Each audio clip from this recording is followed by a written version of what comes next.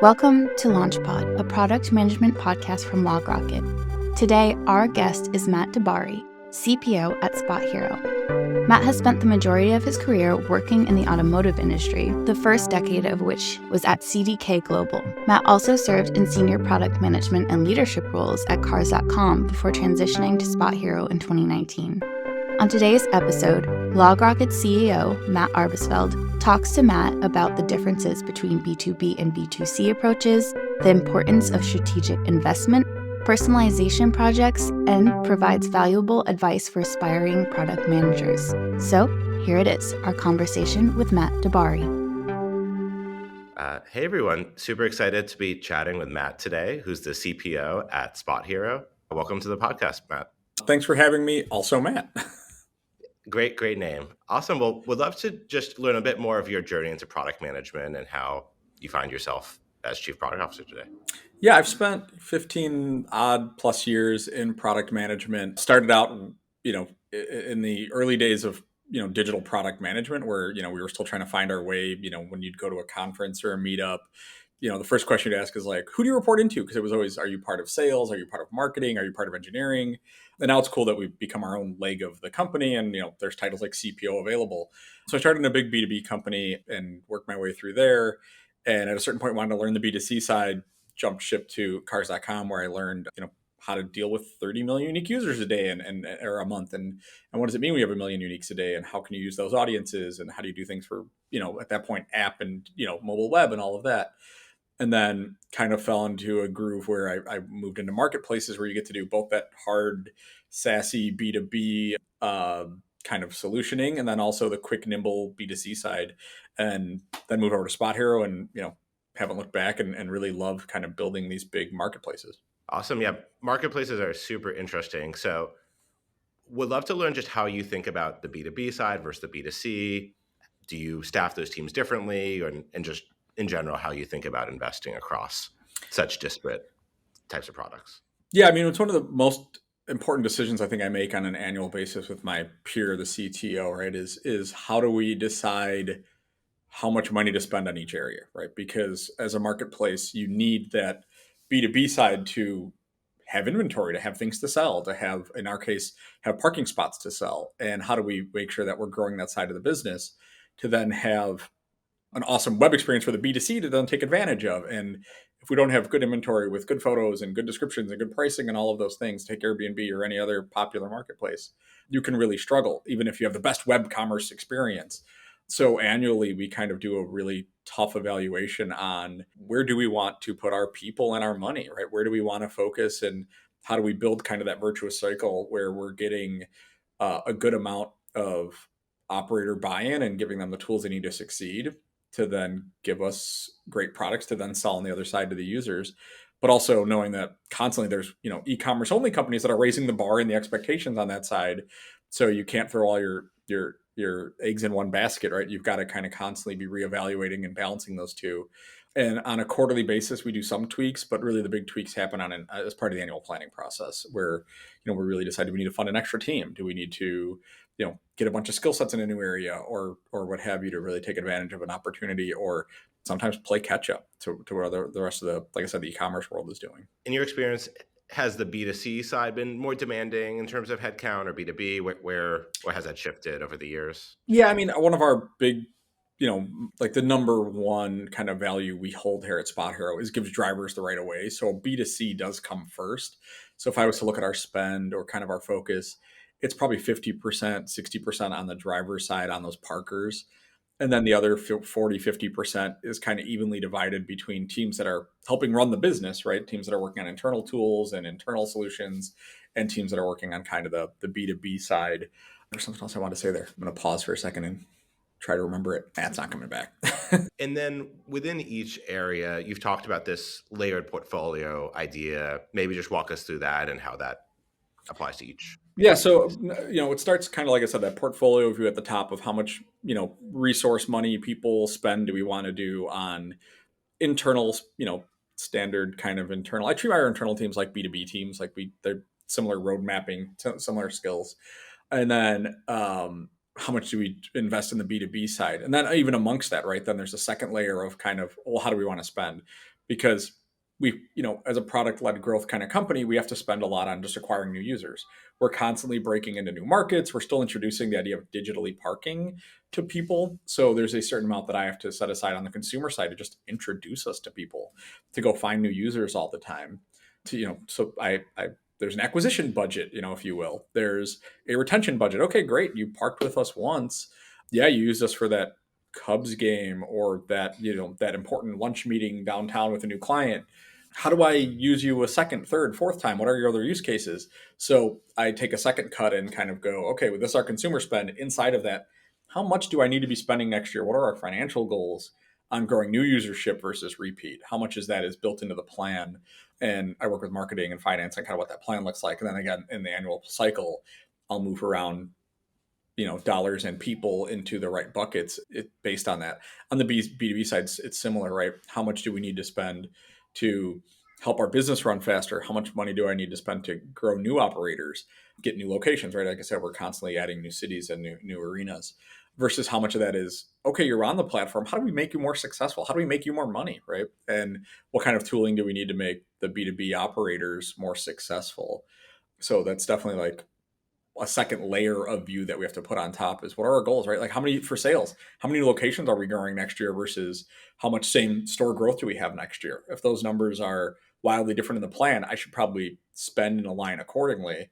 But I also look at the 3-year plan because product isn't, as much as we love being agile and trying to be quarter to quarter, there is a bit of, especially on the B2B side, I may have to build something, or my teams have to build something today that is for 2025, right? We've got to get ahead of some of those cycles. Consumer is a lot more quarter to quarter and year to year than the B2B side for sure. On the consumer side, do you have any kind of high risk, high reward type projects, or how do you sort of select what to work on in that B2C? Yeah, I mean, the nice part is because we are still in a high growth stage, we're still introducing people to parking. We do get to take a lot of high risk projects, right? Like we can do things where we're, recommending locations or highlighting different needs or introducing new segments of parking, right? Like, yeah, I may use digital parking for going to a sporting event because I don't go to the stadium often. I don't know what parking looks like around there. But when I go to work, I know what to expect. So in different arenas, by arenas, not actually sporting arenas, but different areas of the customer journeys, right? We can take a lot more risk because you may use us for the airport and you're not going to use us again for 3 to 6 to 9 to 12 months, or families don't take big family trips that often. So that we can take a risk with those users. And if they fall out and don't repeat, they weren't really planned to repeat anyway, which, we'd love every user to use us all the time, but like there's just logistically of like, you're not that high of a repeat user. If you're someone way out in the exurbs or in the rural areas that just come to the airport, are you going to have a big use case to come downtown every day? Probably not. So, we look at different areas of the business of where we can take on risk, and definitely B2C just lends itself to that anyway, because we're constantly finding new users. Are you able to see what type of user I am? Am I the commuter or the sport goer and the traveler, and kind of tailor the experience to each of those? Or Yeah, so we do know where you came from or what your first experience is or what your first search is for or anything like that. We do some tailoring today. There's a lot more of that coming because we are finding that while we can cross sell you across, like the person that goes to a sporting event on a weekend tends to also come into the city for a fancy restaurant or a new dining experience or a musical, a play, or what have you, more often than not. Where historically we've thought of those as two very different users, and we're finding out that they're a lot the same. Similarly, our airport users look a lot like people that do staycations and just come to the city to enjoy a couple museums for the weekend and stay overnight because they don't drive all the way back and forth. So we are starting to really dive into that and find those synergies, and now starting to tailor those experiences for those different users. And then the commuter user, they do everything, right? Like they start commuter, they fall in love with the product, and as we introduce them to more usage, typically if you're driving downtown every day, or maybe in a post-COVID world, 3 days, 2 days a week, you're probably also occasionally going to a sporting event or out to dinner with friends or what have you.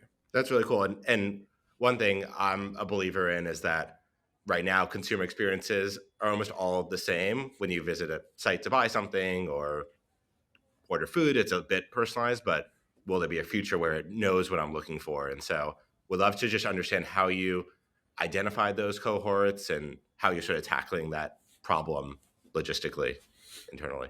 Yeah, so there's a lot of it is historical behavior analysis, right? We luckily have 13 years of parking data and behavior data.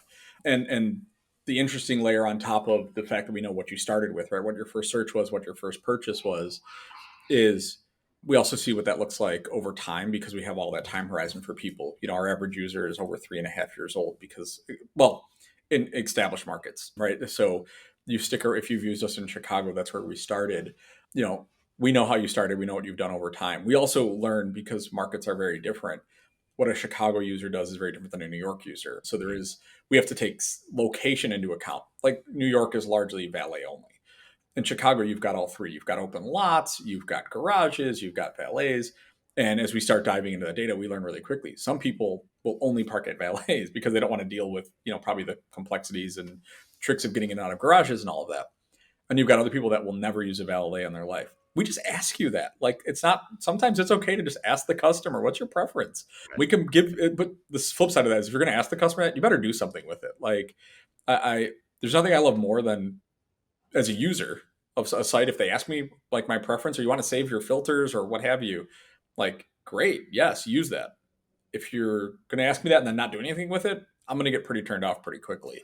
So there's that balancing act of what can we infer on you, and then what can you just tell us? And it's okay to ask the question as long as you do something with it. Yeah.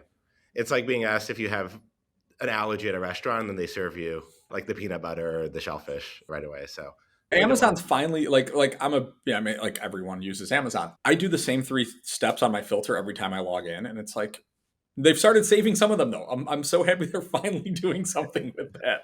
But yeah, like, that's the stuff where, Amazon gets away with it because they're so big, but a lot of other sites wouldn't, right? If every time I tell you I want 4 stars and up, like, at some point you need to respect that. So yeah.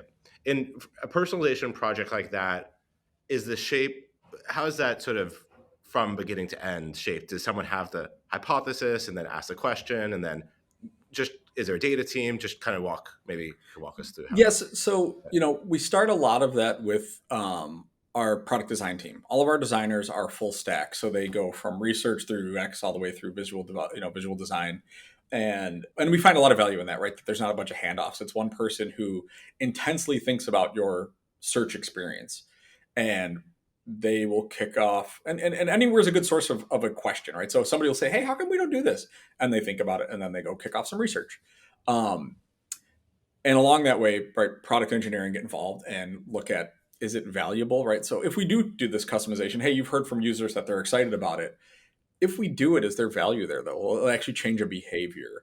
And how much of a behavior does it have to change to make it worthwhile? Because engineering is saying, hey, that's expensive or cheap, or we don't have that data, to your question. So, we do some quick, rough research on just, is it a real problem? Once we establish that it's a real problem, then we do deeper research into how big of a problem is it, along with, is it possible to solve and how expensive? And then, is it actually value creation? So we really quickly move to all 3 people kind of swarming on that. But it does start with our product design team before it moves over.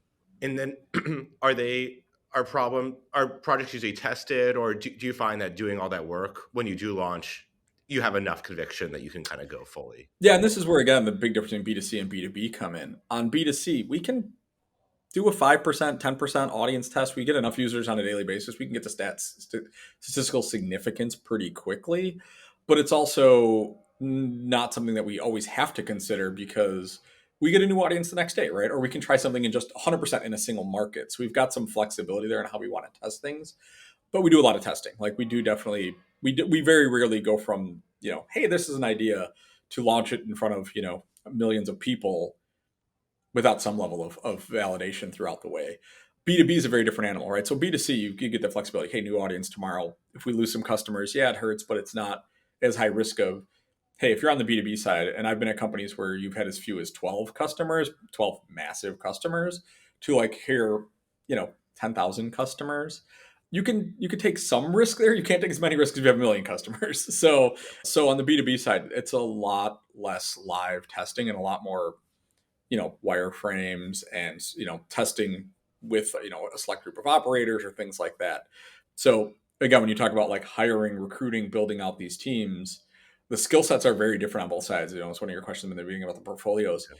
The makeup of who's on those teams, the PM, the PD, even to some degree the engineering side, you do have a different style, because there's a lot more thoroughness that kind of has to go in the B2B side, from just a, it's agile, but it's not as agile, right? It's not we had an idea on a Tuesday, we We did some quick sketches, messed around with some basic A/B testing, and got it up the next week. You can't really do that when you've got 5 or 10,000 customers and a lot of risk involved. For sure. You kind of need to have a good amount of conviction to build, or else you're building a lot of technical debt with the CS team and the engineering architecture and the customers. So, or you're burning your sales reps, right? And at a certain point, you can't wreck their relationships. So, yeah, if you're pushing bad product or bad things to them. I'm curious on the consumer side. One thing I've heard from folks who are doing a lot of personalization and A/B tests is you have so many variations running for all your customers. It's hard to really find problems and see what's going wrong and track, is this thing working, as you keep expanding the feature set. Is that something you've run into, or do you find it's been pretty stable? And I mean, we do try to limit ourselves to what actually gets tested on in production with real live users to like an ABC. We don't go much deeper than that. The bigger challenge is because, like I said, we've got a lot of our investment on that customer side, is when multiple tests are running at the same time and you don't know if there's a compounding effect. So you could say, hey, this one caused a gain in conversion, and this one caused a decrease in bounce rate and more time on screen. So when you combine those, you don't necessarily get a multiplying effect, right? You may get just the effect of one of those.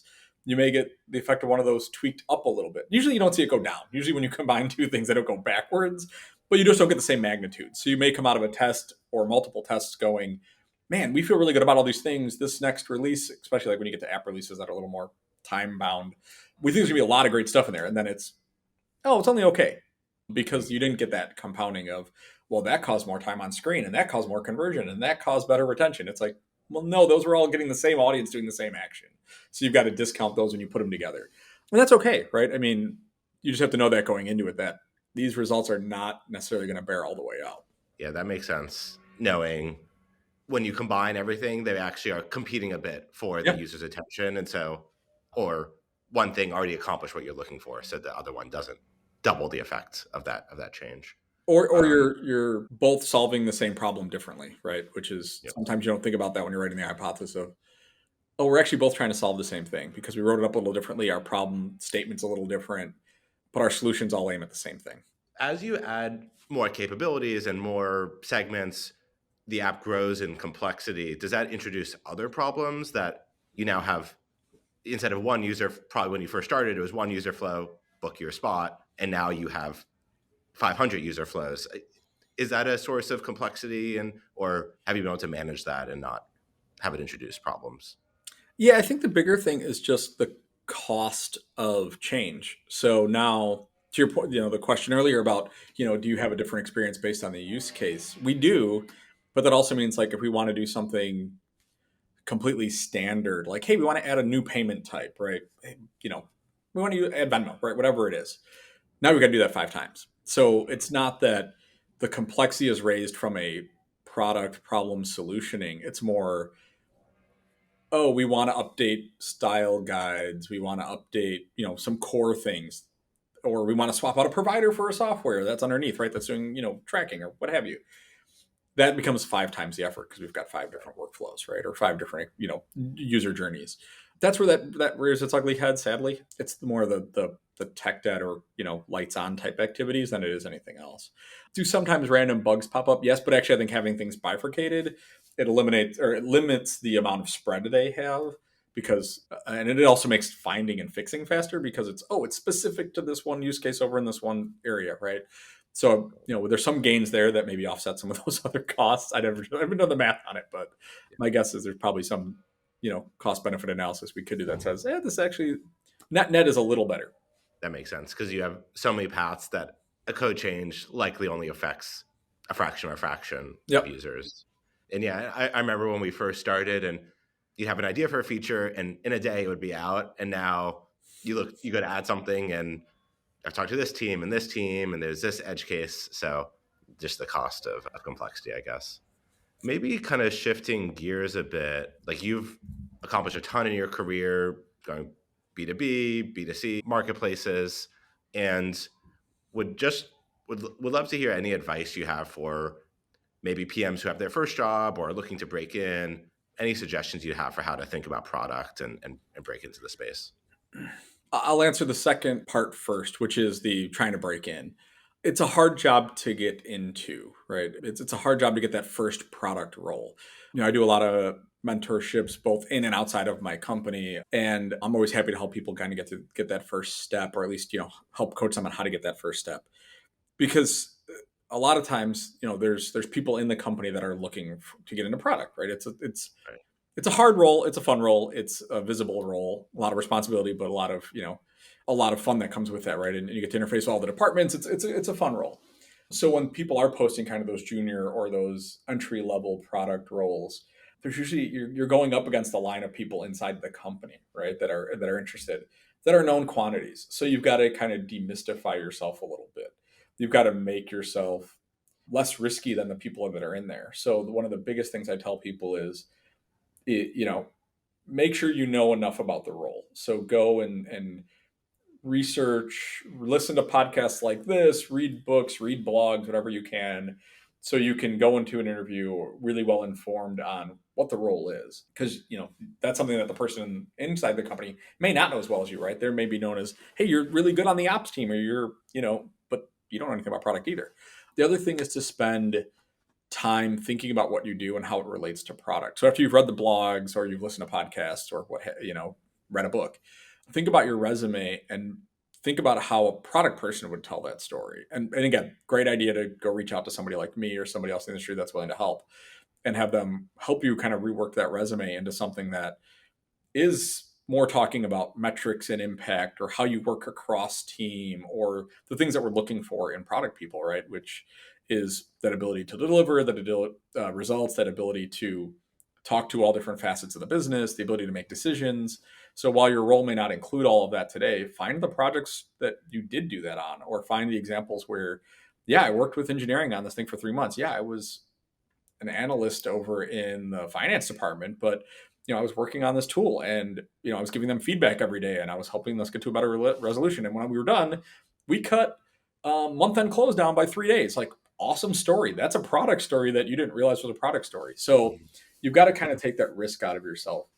The other thing is don't be afraid to go to a company that you want to get a product role with in the current role you have, right? So move sideways to then move up. Come in a good company. If you tell them on the way in, like, hey, yeah, I'm happy to come over and be a financial analyst. Like, you have this opening. I'm really excited to be here. I love this company. I want to be here. But my goal in 2 years is to be in the product department. Like, no good company is going to wash you out of the process at that point, right? They're going to be happy to have 2 years of a kick-ass finance person that is then also going to move on to be a kick-ass product person. Like, that's a win-win for the company. But sometimes, yeah, you do have to kind of become one of those insiders. But if not, you can definitely tweak and work your resume and work your interview questions and practice to where you're giving very product-y answers to help you get in. The other side is the kind of the first part of your question is B2B, B2C.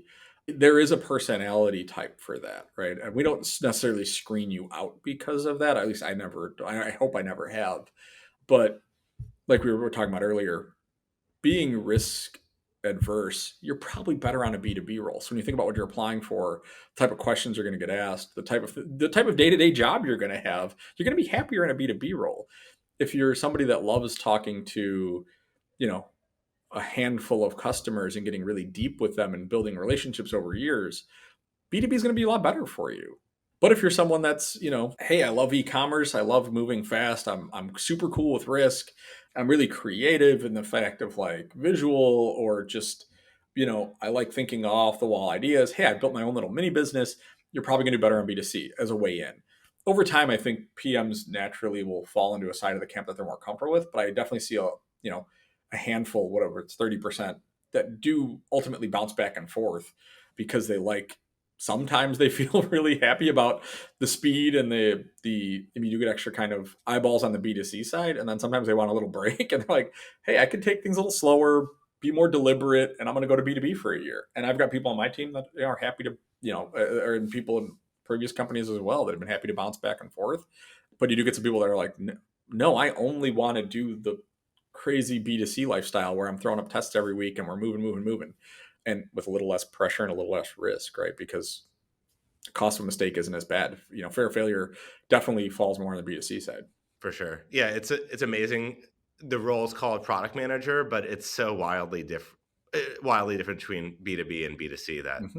you almost need a different title for the different roles. So, and yeah, the fact is almost everyone working in some ways is doing product because they're planning out a project, they're executing, they're measuring the results. And so everyone can kind of connect to the product job. I'd be curious though, if you're breaking into a company with a goal to be a product manager, are there any best kind of initial entry jobs for on the B2B or B2C side that you'd sort of suggest or guide people to?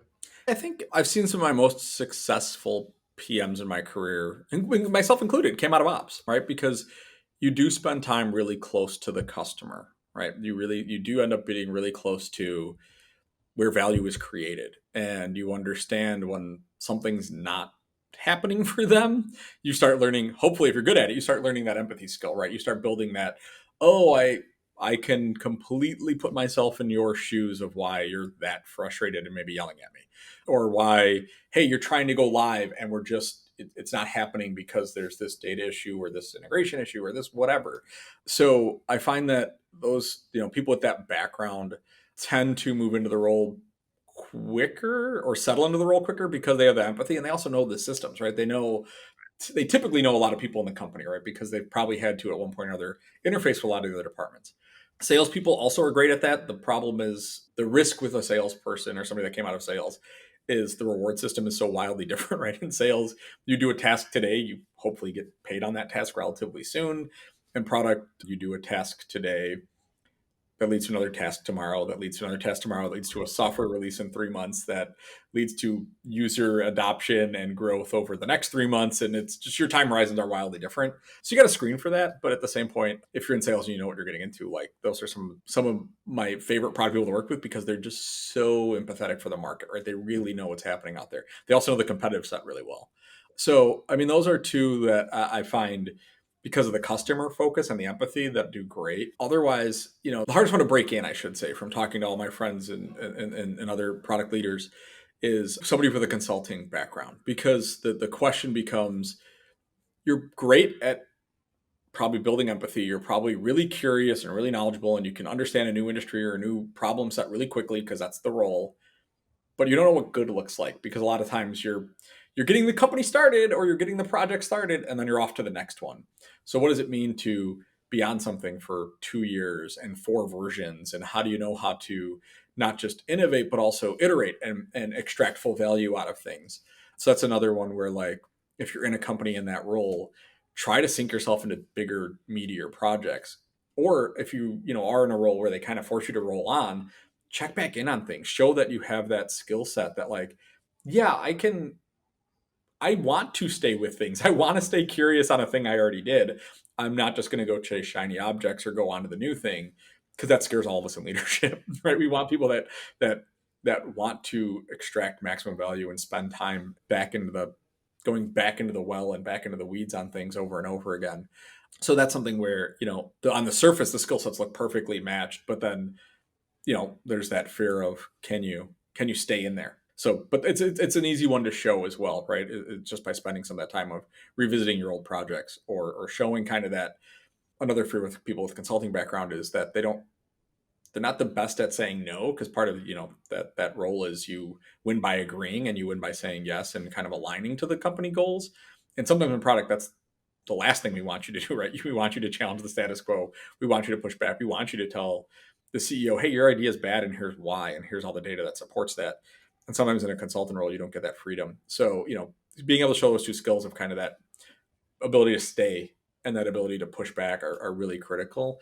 And if you can do that, sky's the limit. But, like, you've got to be able to prove that. Yeah, for sure. Some of the best products have come out of heated disagreement with me and a product manager or the product manager and designer. So having that's really important. Well, awesome. Super great conversation. Some really actionable advice across the board for both established product leaders and also new folks. So yeah, really appreciate the time. Anywhere folks can find you, Twitter, LinkedIn. Yeah, the best thing is just go to my LinkedIn, Matt DiBari. Find me, send me a message if you want any. Like I said, I'm happy to help you just kind of do like a resume review or anything like that. I can find time for you. So just hit me up on LinkedIn, and glad to help. And this was a lot of fun. I appreciate you having me on this. Thank you so much. Thanks, Matt. Podcast.